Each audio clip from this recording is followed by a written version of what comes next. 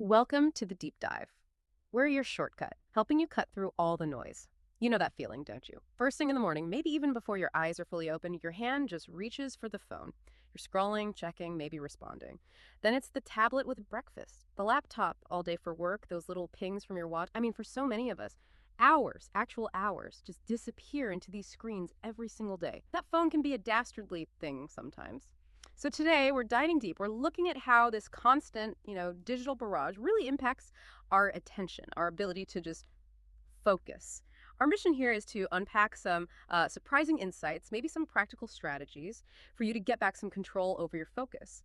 And crucially, your creativity too in this super connected world. Think of this as a shortcut, really, to understanding the root causes of why we feel so scattered. We're drawing on some fascinating personal experiments and extensive research from our expert source. Okay, let's get into it. We all feel like our attention spans are shot, right? But what does the research actually say? How bad is it? Yeah, it's more than just a feeling. The data is pretty stark, actually.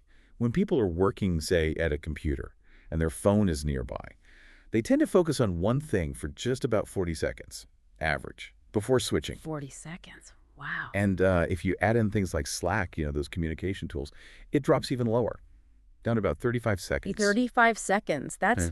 That's barely enough time to even load the task into your brain, let alone make progress. But you argue something interesting. You say this distraction we all complain about, it's not really the root cause, it's a symptom. Exactly. That's the key insight, I think. Distraction is what we see, but the deeper issue is that our brains are just fundamentally overstimulated. Yeah. And here's the really fascinating part. We don't just get distracted passively. We actually crave it. We crave distraction. How does that work? Well, our minds have this reward system. When we see something new information, the social media ping, an email notification, we get a little hit of dopamine. Ah, dopamine, the pleasure chemical. Right. It's this neurological thing called the novelty bias. Our brains are wired to reward novelty. Okay, so it's like a little reward for checking our phone. But how strong is that reward? It's surprisingly strong. I mean, the comparison made in the source material is, well, it's striking. It's apparently the same level of dopamine hit you get from eating an entire medium pizza. A whole pizza. Yep. Or even from making love. That same chemical rush is what fuels our desire for the next notification. So our brains are actively seeking it out, not just sort of stumbling into distraction. Okay, that explains a lot about why it feels almost impossible to resist sometimes. It's not just willpower, it's brain chemistry. You saw this happening in your own life, right? And decided to do something pretty radical about it. Tell us about that first experiment. I did, yeah. A few years back, I looked at my life, and it was just screens constantly. And the phone was, the main culprit, clearly. So I put myself on a month-long smartphone diet. Strict limit, 30 minutes maximum use per day. 30 minutes for everything. Maps, calls, music. Everything. Podcasts, checking the weather, booking a ride, total screen time on the phone, 30 minutes. That sounds challenging.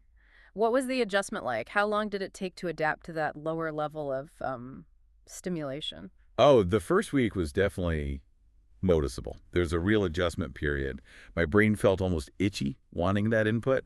But after about a week, things started to shift. Once I kind of pushed through that initial discomfort, the changes were pretty remarkable. Okay, so you get through that first week. What happens then? What were the big changes you noticed in yourself? Well, three main things really stood out. Curious things. First, my attention span just grew. It became noticeably easier to focus on one thing for longer stretches without feeling that pull to switch tasks. Okay, that makes sense. Less input, easier focus. Right. Second, and this was really cool, I started having way more ideas. Like when my mind did wander, it wasn't just blank. It was connecting things, sparking little insights, seemingly out of nowhere. Interesting. So less distraction allowed for more productive mind wandering. Exactly. And third, I found myself doing more planning, thinking more about the future, developing ideas more fully. It honestly felt like removing that one device, that constant feed, just opened up all this mental space. More focus, more ideas, more planning, just from cutting down phone time. That's pretty profound. It almost flies in the face of the whole do more, be always on culture. So this led you to think, what if I lean into this even more? What about embracing boredom? That was exactly the thought. If reducing stimulation helped so much, what if I went further? What if I deliberately sought out boredom? You know, that feeling we usually try desperately to avoid, that restlessness when there's nothing immediately grabbing our attention. Right, so you didn't just wait for boredom, you actively chased it with some, let's say, memorable They activity. were truly profoundly boring. I set aside an hour a day for a month for these tasks. One day, I spent the full hour reading the iTunes terms and conditions, start to finish. Oh my goodness. Another time, I deliberately waited on hold with Air Canada's baggage claims department. Oh. Pro tip, baggage claim, Hmm. not reservations, Yeah. if you really want to maximize that wait time. Okay, taking notes for what not to do. Huh. Yeah. Then there was counting all the zeros in the first 10,000 digits of pi. You counted zeros And, in pi. Yep. And perhaps the purest form, just watching a clock tick for 1 hour. 27 activities like that over the month. Utterly mind-numbing. I think I need a moment just processing the sheer tedium of that, but putting aside the agony, did it work? Did you see those same positive effects again? Amazingly, yes. The exact same three things popped up again. Yeah. Again, it took about a week for my mind to kind of settle down into that lower gear, Yeah. that lower level of stimulation, which actually matches some research showing it takes around 8 days for our minds to fully calm down, like when you finally unwind on a proper vacation. 8 days. Okay, that's useful to know. So after that adjustment. My attention span got even better. Focus felt almost effortless. Not because I was blocking external distractions, but because my internal drive for distraction had lessened. My mind was just less jumping. Because it wasn't so overstimulated? Precisely. And crucially, again, more ideas, more plans. They just seemed to arrive more often because my mind had the space to wander productively. This really reminds me of that J.R.R. Tolkien line, not all those who wander are lost. It sounds like you're saying this mind wandering isn't just random noise, it's actually a really valuable process. You call it scatter focus. Absolutely. It's incredibly valuable.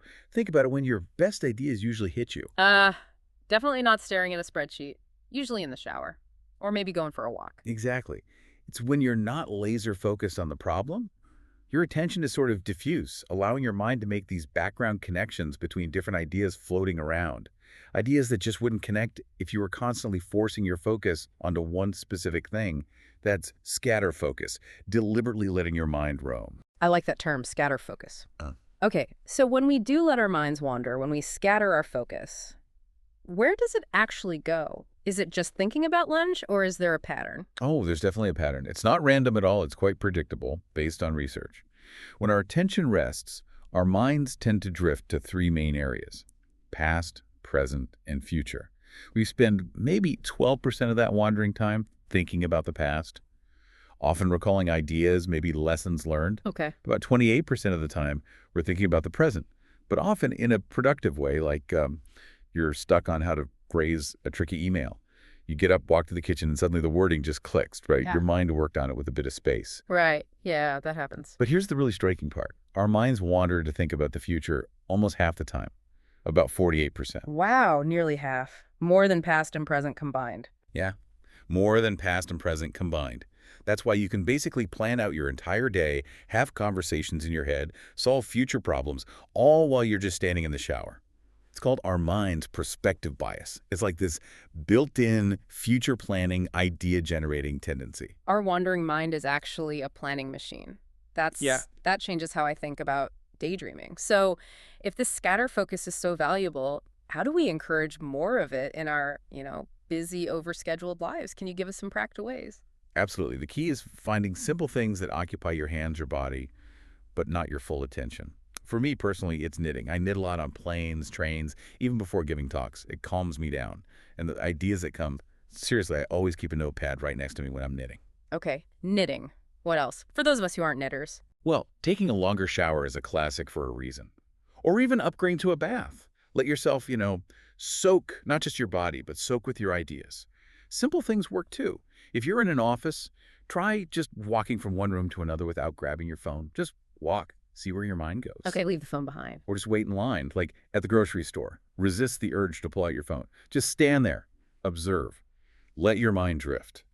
Even getting a massage. It sounds indulgent, maybe, but it's amazing for scatter focus. Here's another tip. Ask the masseuse beforehand if you can keep a small notepad and pen nearby. Huh. Really? You've done that? Absolutely. Ideas will come, and you don't want to lose them. It's Yeah. about creating pockets of unfocused time. These are great, really practical examples, things anyone can try. So, listening to all this, reflecting on your experiments and the research, it feels like there are maybe two really fundamental shifts we need to make in how we think about attention. What would you say they are? Yeah, I think it boils down to two main things. First, we need more space, not more stuff.